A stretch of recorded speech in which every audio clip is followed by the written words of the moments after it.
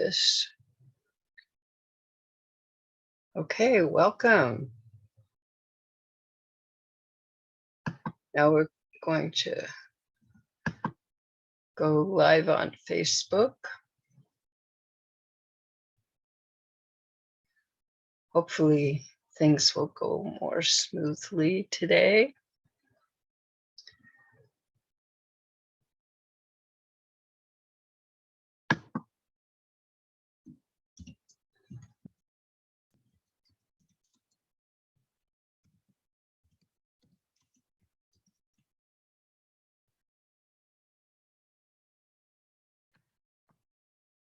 Now, so far so good.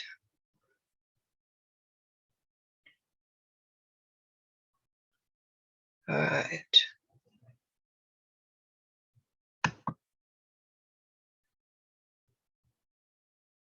It says it is now live streaming. Okay.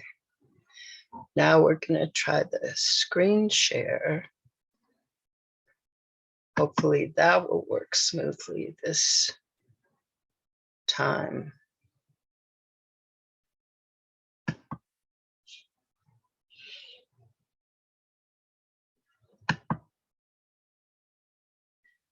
That's the one thing I didn't check out. Okay, here we go. All right, it says we are screen sharing. So we'll start here.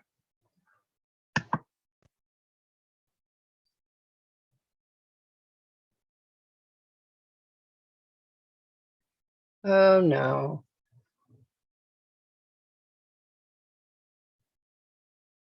Let's see. There is a problem. I don't understand what this is about. Okay, we're gonna have to stop this share.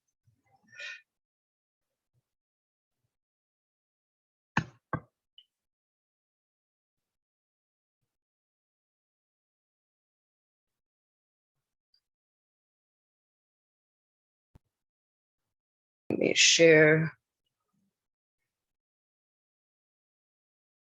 I don't understand why. Okay. Let's see.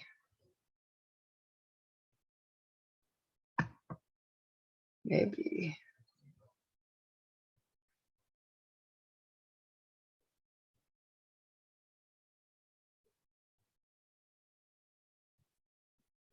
Oh dear. Now I'm really lost here.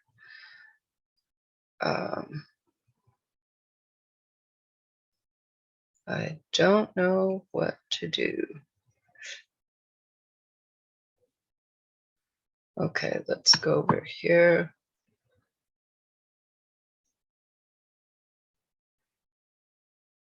This is giving me a page I've never dealt with before. Let's see.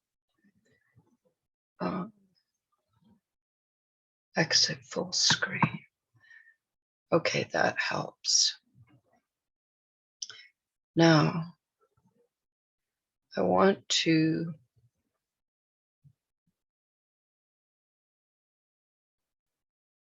share the screen again.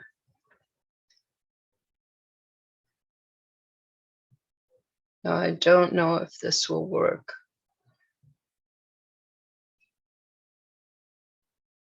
Let's see.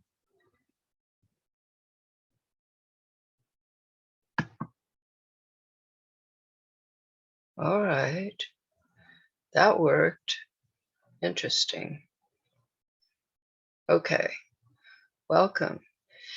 Welcome again to Karen Ryce's Raising Happy Kids Zoom show, episode 86, The One Rule Solution.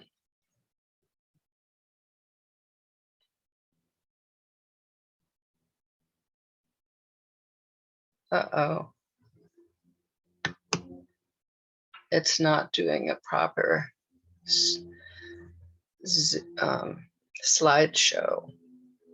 So I'm going to stop this. And don't know how to get rid of that. Let's see if this will give me the slideshow, but I'm not sharing. Yeah, it does. Okay.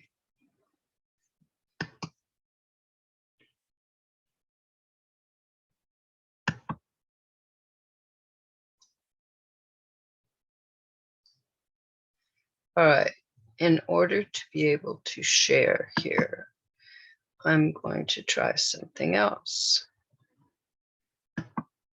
Maybe it will let me just share the slides. I've done that in the past when I couldn't get the show going. So let's try that. During this 1-hour Zoom show, I focus on sharing tips and lessons on the one rule to raising happy kids. Oh, this is... I don't think this is going to work.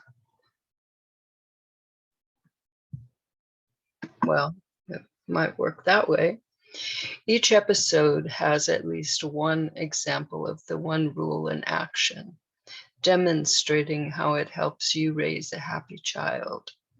Then when we have guests, we have Q&A and discussion.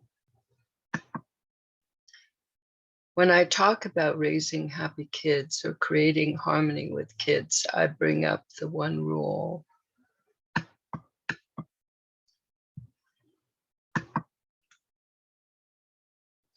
The one rule equals agreement. Agreement equals harmony. Using the one rule means you find agreement, that's the rule. You find a solution that everyone likes. You've found agreement. You've found harmony.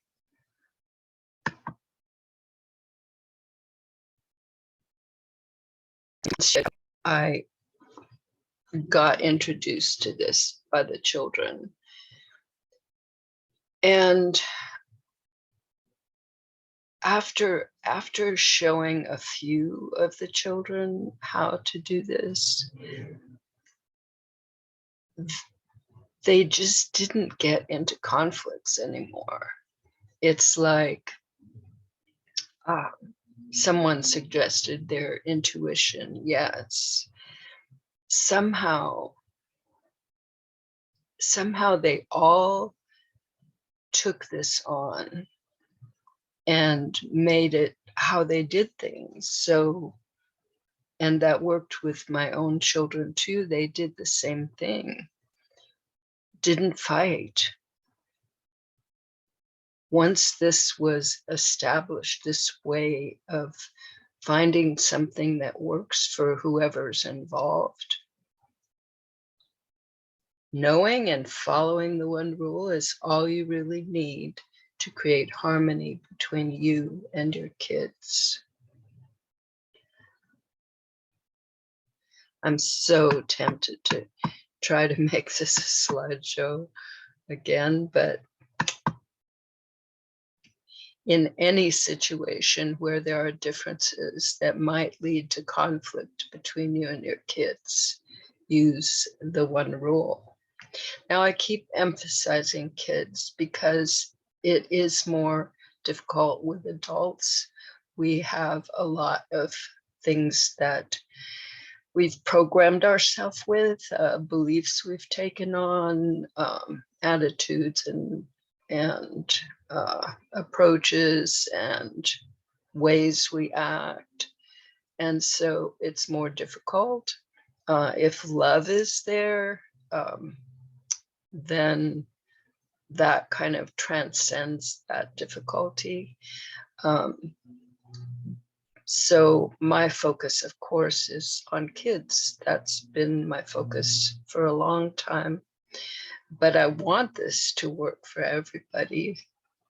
I want harmony and good feelings for everybody interacting with everybody else. So anyway, uh, I learned this strategy from 3-year-old children. I was teaching them a complex conflict resolution strategy. It's even complicated to say. Actually intended for adults, and they taught me this. So don't think you're in for a rough time. It's simple, that's for sure. It's easy as long as you don't resist it. It's easy. Like children don't resist it. That's one of the reasons it's so easy working with them.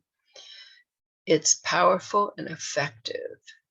That's the truth. It works if you use it. Just have to use it. And it's so simple. Just finding agreement. It's such a simple concept. You don't have to think about what the other person wants, except that they find something that agrees with them in whatever's going on. And the same for you. You don't have to figure out all kinds of things. You can know inside yourself, does this sound like a good idea? Does this make me feel good when I think about it? And even if you think it does, and you come to an agreement and you discover as you're doing it that this doesn't really feel good to you, that there's this part about it or the whole thing, then make sure that you come to agreement again. That's that simple.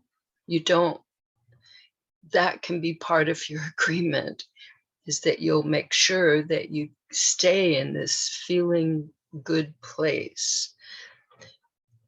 Now, if you're not used to feeling good, that might take some practice, but since feeling good feels good, chances are you will be very successful at this. Okay, let's see. The one rule: start strong. You have decided that you really want harmony with your child. That sounds so good, right? Everyone feeling good and getting along. Let's see. You have decided that you do not want to make your child do what they do not want to do, and you do not want to do what you do not want to do, and you are going to make this work. You have decided that you want to use the one rule to make this happen. This is going to become your new habit. You remember that when you use the one rule, you are sharing the following messages with your kids. I want us all to be happy. We are each important. Together, we can solve our problems. I believe in you. I love you. Ah, worked. To create this new habit, you are going to start with yourself and what you want. You decide that you are going to let how you feel about a situation determine whether you agree with it or not.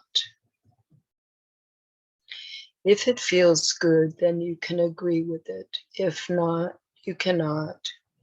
Think about a situation. Ask yourself, is this situation okay with me just as it is? If yes, your work on that is done. If no, what would have to change, be different, so that I could feel good about it? Maybe several versions of this situation would feel fine with you. Maybe only one. This exercise, this practice, helps you make a habit of following the one rule. No matter what age your kids are, this exercise helps ensure a strong start and makes following the one rule so much easier.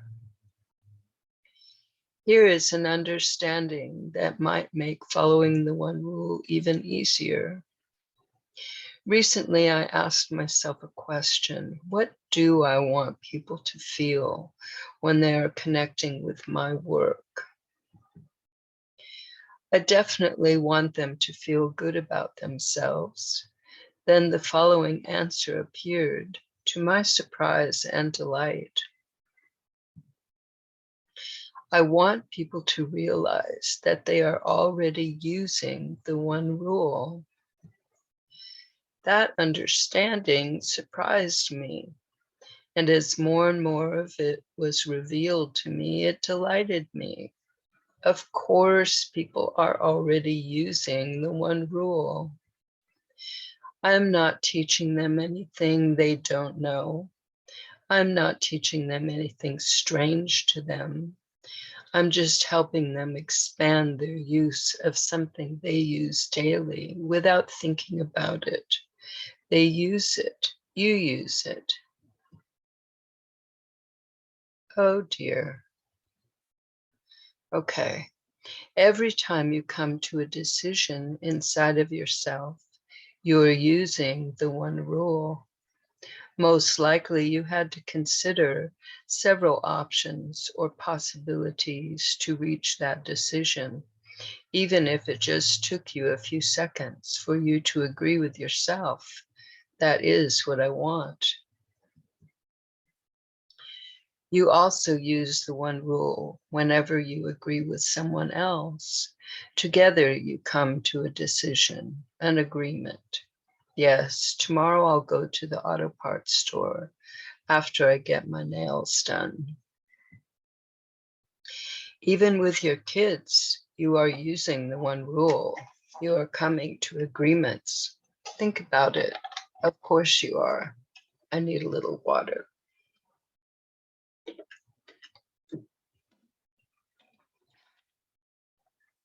You are just not thinking of it as a rule, as something required. So at times, you are not coming to agreement. I am here to help you think of coming to agreement as required, as a rule, as the one rule. You just expand the situations where you come to agreement until coming to agreement is just what you do and your kids do. It is the rule you and your kids follow. When you use the one rule, you are creating harmony. Your kids are creating harmony. You are becoming used to creating harmony.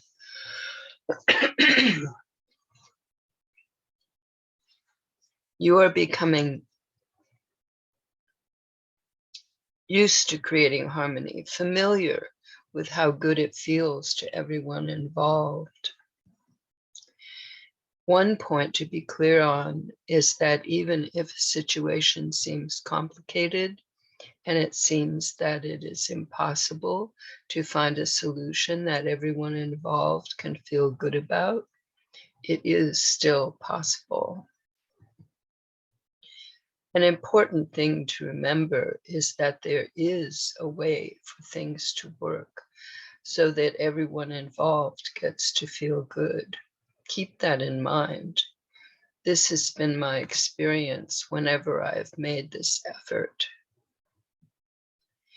A clear, helpful way to introduce using the one rule to your kids actually originates from the first time the children introduced me to what is now the one rule.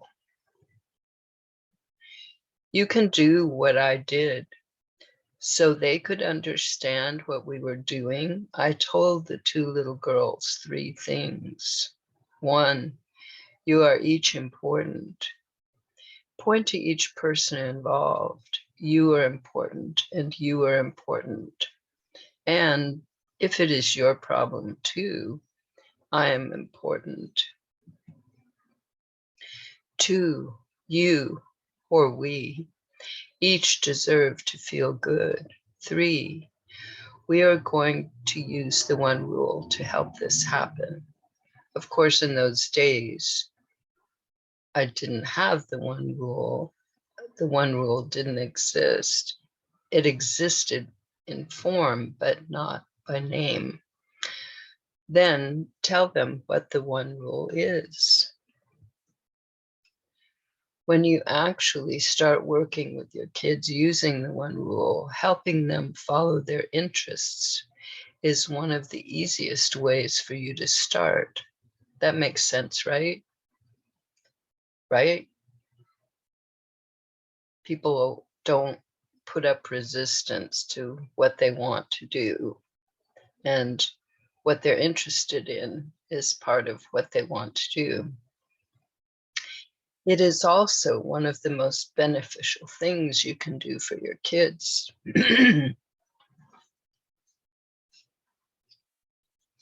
Why is it good for your kids to do what interests them? One primary reason is that their interest is a key to helping them become the best versions of themselves that they can become.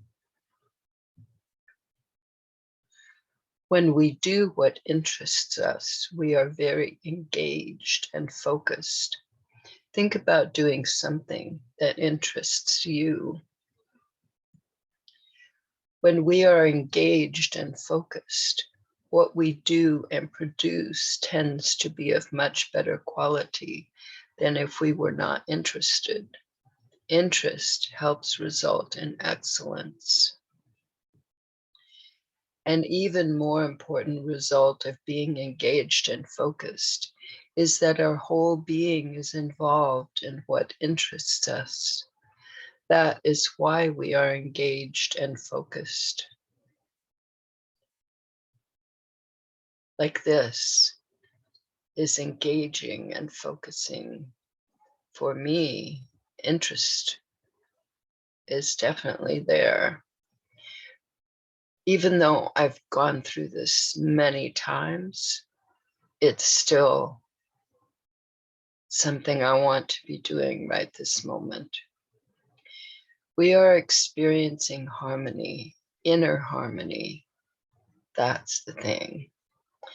That is a good reason to allow and encourage our kids to do what they are interested in doing. I have observed children doing what really interests them, and they become peaceful, harmonious people, even if they were not before. Now, it does not mean that everything that interests our kids is going to always interest them. They may be interested for 10 minutes or 10 days or 10 years or even for their lifetime. The point is that they are following their interests, not the specific thing or experience that interests them or the length of time it interests them.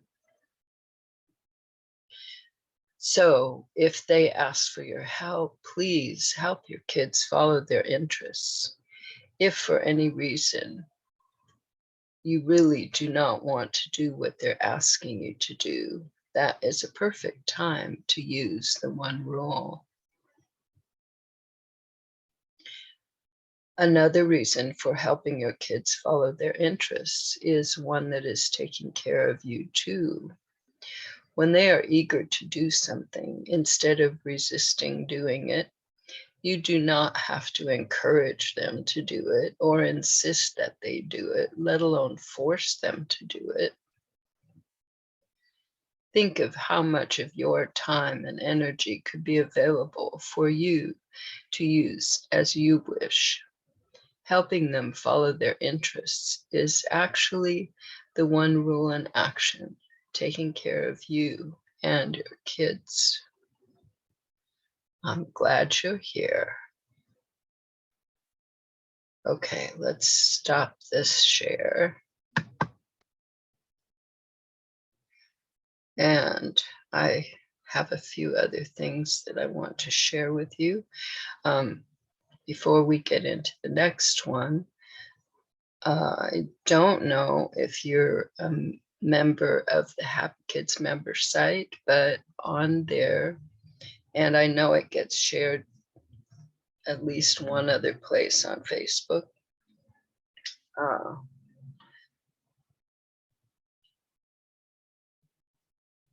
I brought up this affiliate program that I am in process of putting together. At the moment, it is using a format that was apparently used by Amway, but I'm involved in putting together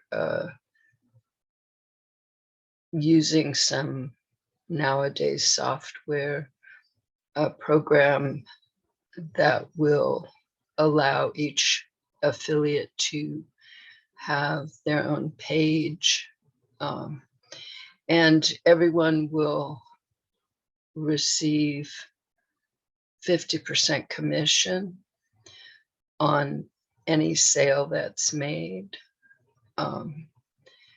So I'm going to be sending this out to the people that are on my mailing lists. But I already put it up in the group. So if that sounds interesting to you, you can get on my mailing list or get into the group. And this is to spread, from my point of view, this is to spread this concept of how to create harmony with kids and between kids, and to be able to fund this whole process and keep it going. I mean, it's going to keep going somehow. So this is one possible way of funding it. Okay, now let's see what the next. Oh yeah, I wanted to share. I don't think I got to share this with anyone. Okay, I'm going to do a screen share. Oh, strange. All right, well, we'll see if it works. Okay, screen share.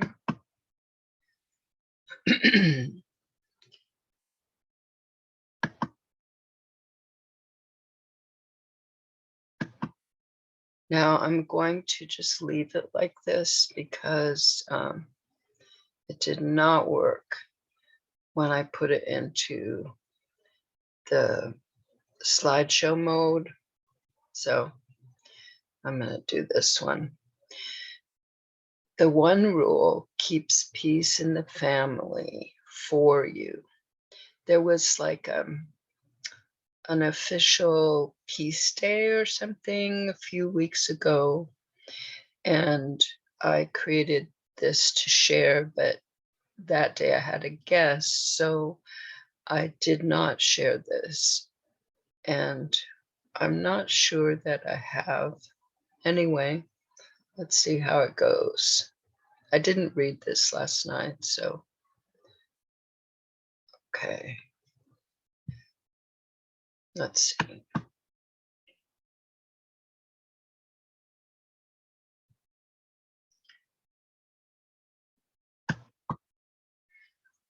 When I started working on today's slideshow, I thought I understood certain things, but as I worked, more was revealed. Recently, there have been questions and concerns that using the one rule might not work. I understand where these concerns come from. After all, it is such a different approach than parents are in charge. Not only that, it is so simple. How can something that simple work? It just couldn't be that simple. And since it is so simple, it must not really work. It's got to fail. It doesn't make sense. Although I really want everyone to adopt the one rule when relating to kids from birth onward, by just adding it to whatever way they parent now, I do understand the concerns, and I am going to do my best to address them today. When I was first introduced by 3-year-old children to what I now call the one rule, I told them to help them understand what I wanted to help them do, that they were each important. Then I pointed to each of them and said, "You are important and you are important." They could agree with that. One little girl's awareness expanded to realize that they were both important. I saw it as her eyes lit up. I now realize that her eyes may have lit up because she thought of a solution. However, before thinking of the solution, she had to accept that the solution had to be something that they both liked. Until now, I've believed that her eyes lit up because she expanded her thinking to accept that both of them were important. Of course, that may be true. However, it is only now that I've come to realize that whether that is true or not, by following what is now known as the one rule, she found a peaceful, harmonious solution, a solution that was enjoyable for both of them. That is true for anyone who uses the one rule. There may be more than one peaceful solution, but it has been my experience working with kids that there is always at least one agreeable solution. No one has to believe that they are important or that the other person is important, but when a solution is discovered that all involved truly like, so they can agree to it, they are acting in peace. They are peace in action. This is built into the one rule. Even if people's awareness does not expand to include the importance of the other person, as long as they are following the rule, they find a solution that they both like, or they all like, and they agree to use that solution. The result is peace. They also get to feel good about themselves and their life. They are happy with the solution. It may not be the solution they originally thought of, but they like it anyway. That is why they agreed to it. Think about how you feel when things are going a way you want them to go. You feel good, right? Another thing I mentioned to those first 2 little girls was that they both deserve to have what they want, and that we were going to figure out how to do this. This is the main thing that people have trouble with. This is why people have trouble believing that the one rule works. They want something, and someone else wants the same thing, like the little girls both wanted to swing on the same swing, the only swing available. Whatever the situation, it seems that there is no way that both people could have what they want. They think that they have to give up on what they want or the other person does. That is the most common outcome. That is what people are used to. It's hard to realize that there is a peaceful solution. It's hard to accept a possibility that seems so uncommon. I just realized that when I promised, I vowed to never force my children to do what they did not want to do. I put myself in the perfect position to be open to peaceful answers. Peaceful solutions require that everyone involved agrees. This does not mean that they just say they agree, but that they fully, truly agree, because that solution is something that they like. So I have been using the one rule for at least 38 years. For most of those years, it was called the power of respect, and there were 108 respect tools, skills, and strategies I used to make it work. That's why I know I've found a true solution, mighty enough to stand on its own. One rule. In case some of you don't know, the one rule came into being one night when I wondered if people would actually have to learn the 108 tools, skills, and strategies I'd used to create respectful relationships with the kids in my life. That night, I asked myself, of the 108, what is the least that people need to know to be able to raise happy kids? The one rule was my answer, and that one rule is powerful enough to create peace between parents and kids, and powerful enough to be your fail-safe in your intention to raise happy kids. The one rule is peace in action. Here are a couple of examples of how the one rule can ensure happy kids and peace between adults and kids. These are fairly recent examples. That's why I used them.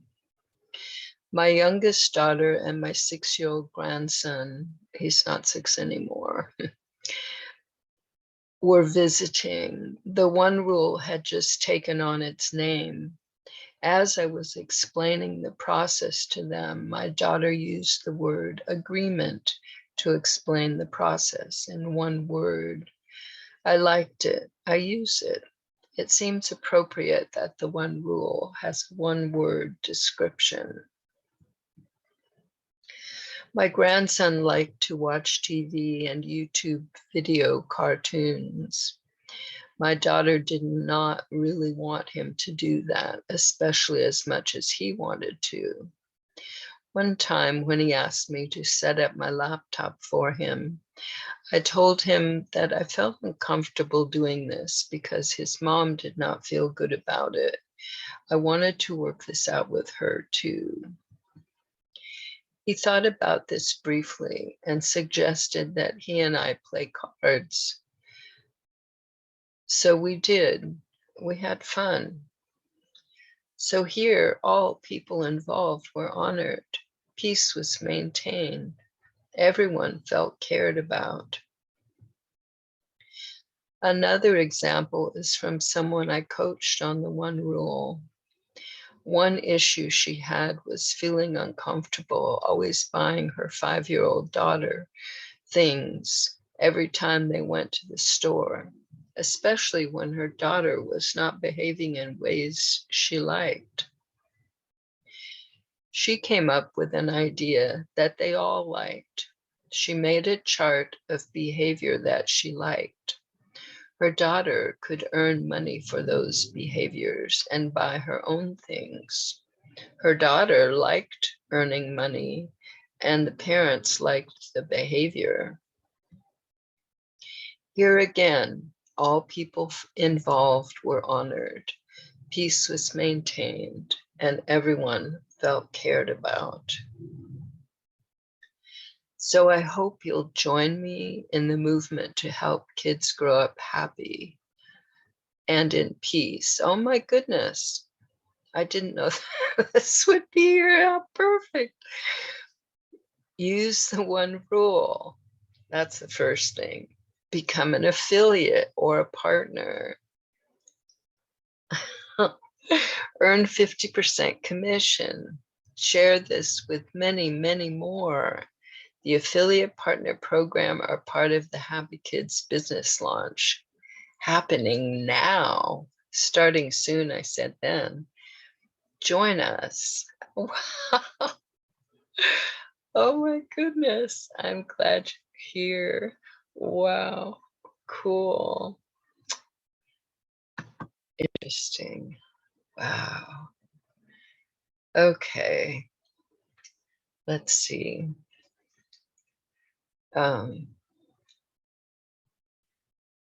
What should we do next?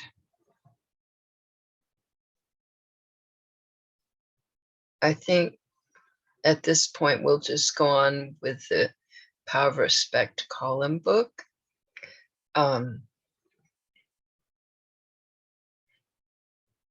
Let's see. But I want to do a screen share for this. I was thinking of, okay, let's see, here's the screen share. I was thinking of a story example, but we'll do that some other time. Okay, there it is. Let's hope this works as well as, anyway, I'm gonna have to try and figure out how to get the slideshow working again. Okay, here's the question that we ended up at. You didn't know, but I did.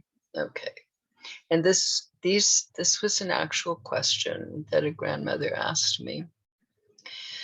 My youngest son is soon to be married. My 7-year-old grandson from my eldest son will be participating. He has developed the practice of belching loudly and deliberately. His parents only ask that he say, "Excuse me," after he belches, even if it's insincere. He does this, but I'm sure the new in-laws are going to think that he is ill-mannered. I don't want this to happen. Any suggestions? You might first talk, and I haven't read this, so we'll see. You might first talk with your eldest son and your daughter-in-law. Maybe even though they generally have no objection to his belching, as long as he says, "Excuse me," however insincerely, they might not have considered what effects this will have on the new family relations. They might agree with you and might want to make sure he doesn't do this at any of the wedding activities. If they do decide they want to do this and you are not going to be present at their discussions with your grandson, be sure you explain your needs very specifically. This is your concern, and your needs may not be met accurately if they do not understand your needs clearly and in detail. You could ask them to get back to you when they have come up with a solution, just to make sure you agree too. Then recommend that they follow the following procedure.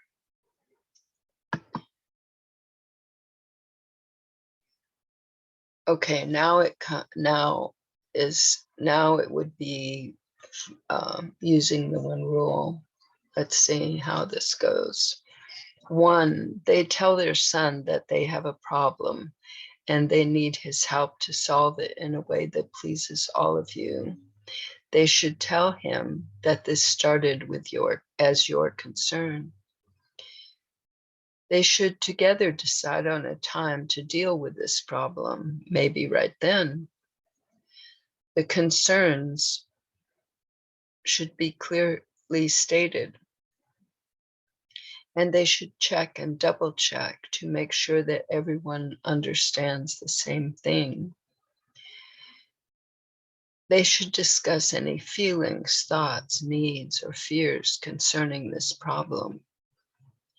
Then comes the brainstorming for solutions. Of course, understanding that only the options that are agreeable to everyone can be used in the end. That's the one rule. Coming up with an option that everyone agrees on. It doesn't have to take this form, the coming up part, but the agreement part, yes. But that all ideas will be written down. Now, with the one rule, that's not necessary. It could happen if you like, but it's not necessary. Then comes negotiating the win-win solution. Respectful solutions. These are possibilities that occurred to me when I was writing the article and answering the question. Your grandson agrees not to belch on purpose during the wedding activities. He will excuse himself and go outside if he really needs to practice his belching. He starts practicing, doing it very, very quietly, trying to be almost silent, increasing his skills. He asks your permission before he does it. He thinks of something else to do that everyone agrees to instead of belching. He controls his belching to please the adults, and the adults offer him an experience, an object, money, something that pleases him, exchanging effort for effort.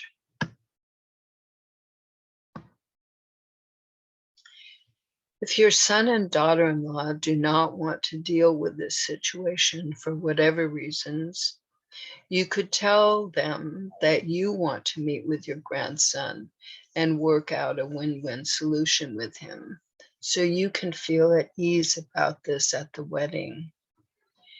You might also ask your youngest son's opinion of the situation and his soon-to-be in-laws' attitudes toward this behavior.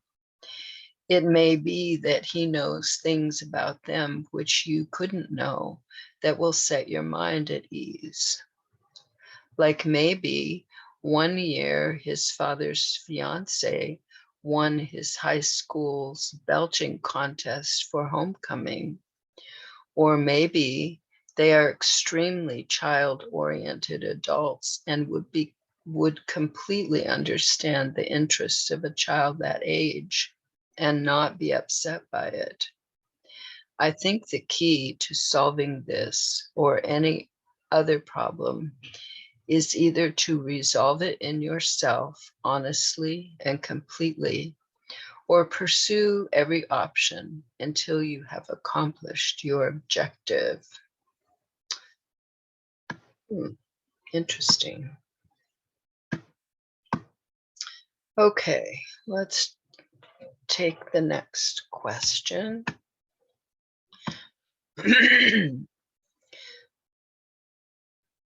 I'm having trouble getting my 10-year-old son and myself out of the house on time in the morning without stress.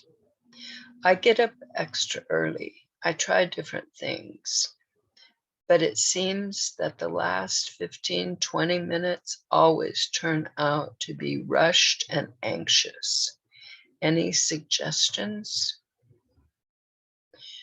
When you're both relaxed and not under time pressures, ask your son for help. Earl, I'm having a problem and I need your help to solve this. because I want this to be good for me and for you. Is now a good time for you to help me out?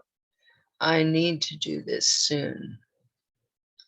Depending on what he says, either plan another time or get into it.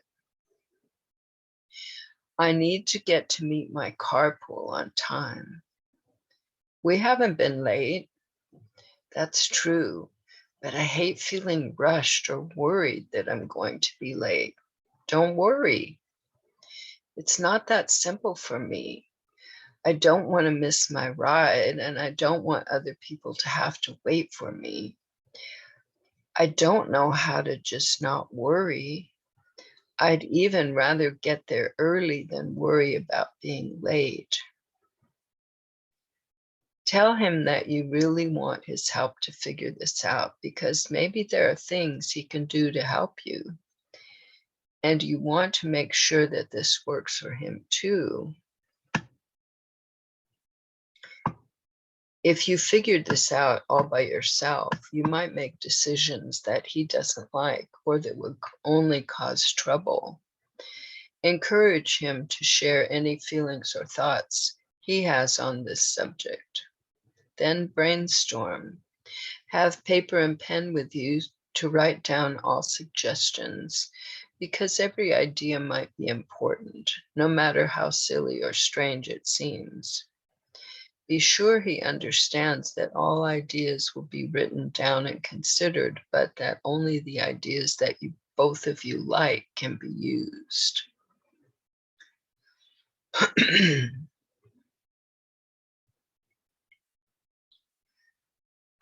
These are respectful options. The night before, you both choose what you're going to wear the next day. If one of you is not dressed and it's time to leave, you get dressed in the car. You might have to finish in your carpool car.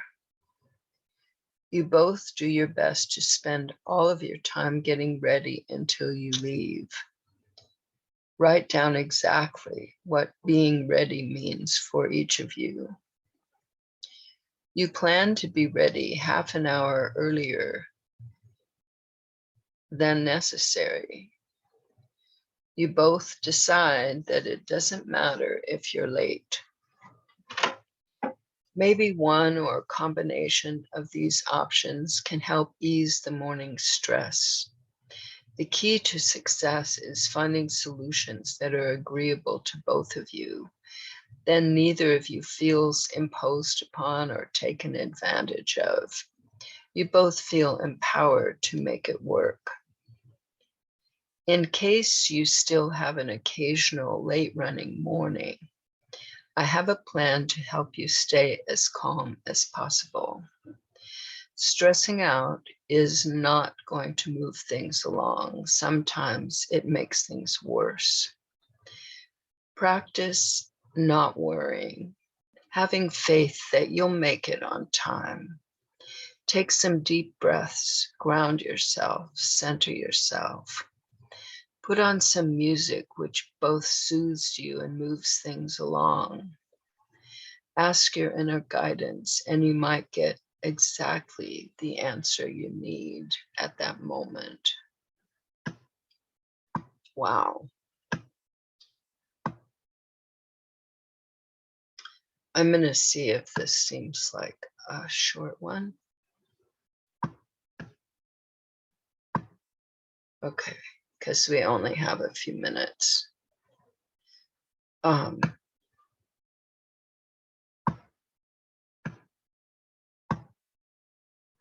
think it'll work. I do my best to be polite to my son, and I would like him to be polite too. When someone does something for him or gives him something, I would like him to appreciate it and show his appreciation. When he bumps into someone in the store, I would like him to say, "Excuse me." I want him to see that politeness is not only adult behavior. Don't assume that because you are polite to him, he will automatically be polite in all his dealings with other people. Perhaps he can't relate to this. Were all the important adults in his environment polite to him from the beginning? Are they still polite to him? Maybe none of his peers practice this kind of behavior, and so it doesn't occur to him. Maybe adults, and not even all of them, are the only people he sees practicing polite social behavior. He may not understand the value of these social forms. His friends may not care if he says thank you or not. In fact, they might tease him if he did. However, whatever reasons he has for not being polite, you would still like the situation to be different. Sometime when you are sure you have his full and willing attention, let him know that you have a problem and you would like his help to solve it. If he's not ready right then to help you, tell him that you would like it if you could both at least agree to meet sometime soon, since you can't solve it by yourself. At the time of the meeting, it can help keep suggestions accurate if they're written down. Some people like the security of knowing that what they said was accurately recorded. It can prevent bickering, hurt feelings, misunderstandings if the suggestions are written down, then read back for agreement as to what was said. However, don't let it get in the way of practicing communicating, brainstorming, and negotiating. If he doesn't want the suggestions to be written down, or if it doesn't work for you and you both agree, don't write. You could tape it if you both agree. I usually write only with people who are beginning this practice. With those who are more practiced, agreements are usually reached quickly, almost effortlessly. That's like the one rule. When the people involved are used to thinking of mutually agreeable solutions, they do it more easily and smoothly. Explain that you really don't know what to do about this problem you have, but you really want it to be something that's good for both of you. Be sure he understands what you mean, that you don't have any hidden agendas, that you really just want to solve this thing in a way that's good for you and him, that you each have the right to do what you can to make your life good, especially if it doesn't hurt anyone. Possible agreements. You decide to accept his behavior. He'll be polite to adults if you'll explain exactly what you have in mind, but skip the whys. Now that he understands that you really need him to do this, he'll do his best. You agree to point out other children being polite. After he understands the possible benefits to him, he agrees to give it a try. He'll be polite to adults, and you agree to do something he wants. Remember, you're going for mutual satisfaction. Don't be satisfied with less. Okay. That's it for today. Well, I wish you a wonderful, agreeable week where you get to have things go in ways that feel good to you and feel good to all the people around you. Oh, and I have a special,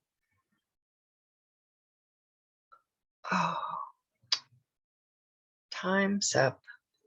I'm going to put it out there. So it's